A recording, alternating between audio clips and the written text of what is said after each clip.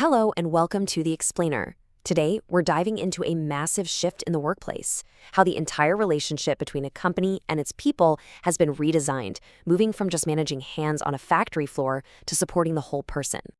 This question is really at the heart of a huge transformation we've all been living through. We've gone on this journey from a bond that was purely transactional to one that's become deeply, deeply human. And to really get a handle on this evolution, you just have to compare the old way of doing things, personnel management, with the modern approach, human resource management. The difference? It's night and day. We've gone from seeing people as a line item cost to be managed to finally recognizing them as the single most valuable asset a company has. All right, so let's rewind a bit. Where did this all start? Well, it began with a function that was pretty narrowly focused on managing labor and just making sure the company stayed out of trouble. This was the era of industrial relations. The name itself, industrial relations, tells you pretty much everything you need to know. It comes right out of the industrial era, where the main job for what we now call HR was dealing with powerful labor unions. The goal was simple: keep the peace on the factory floor and hammer out contracts. Back in the 70s and 80s, this department was seen as, purely administrative. It was totally separate from the company's real strategy. We're talking paperwork, procedures, and policing policies. It was about keeping the machine running, but nobody thought it was actually driving the car. And hey, while union membership has gone down in a lot of places, this traditional function is still absolutely essential in highly unionized economies. Take Iceland, for instance. A whopping 92.2% of the workforce there belongs to a union. For companies in Iceland, managing industrial relations isn't ancient history. It's a critical, everyday reality. But, the world of work doesn't stand still. As knowledge work started to overtake manual labor, the focus had to change too. It began to expand from just dealing with unions to actually engaging with every single person in the company. And let me tell you, this wasn't just slapping a new label on the door. The shift from personnel to human resources was a fundamental change in philosophy.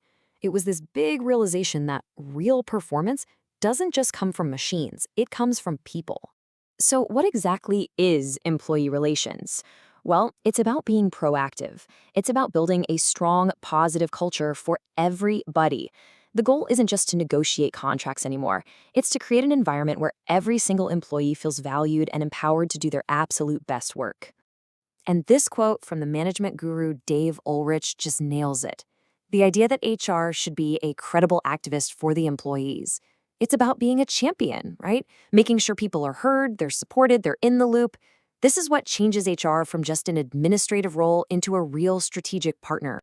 And then something happened that pushed this whole evolution into overdrive.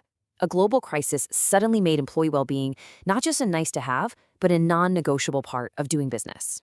The COVID-19 pandemic forced this massive realization on everyone. A company's success is directly linked to the health of its people. All of a sudden, health became a key HR KPI, a key performance indicator. It wasn't just about ticking boxes anymore. It was about resilience and, frankly, survival.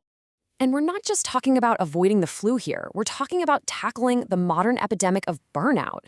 I mean, look at this number. A staggering 81% of employees feel at risk. Companies had to wake up and realize that supporting well-being is absolutely crucial if you want to keep your talent and keep things moving. So all of this gave rise to this new concept, the healthy organization. It's this holistic idea that you have to support every part of an employee's life. The core idea is that you can't just slice off the work part of a person and ignore the rest. It's all deeply connected. Okay, so we've talked about the big picture. But what does this new focus on employee relations and well-being actually look like on the ground, in the real world?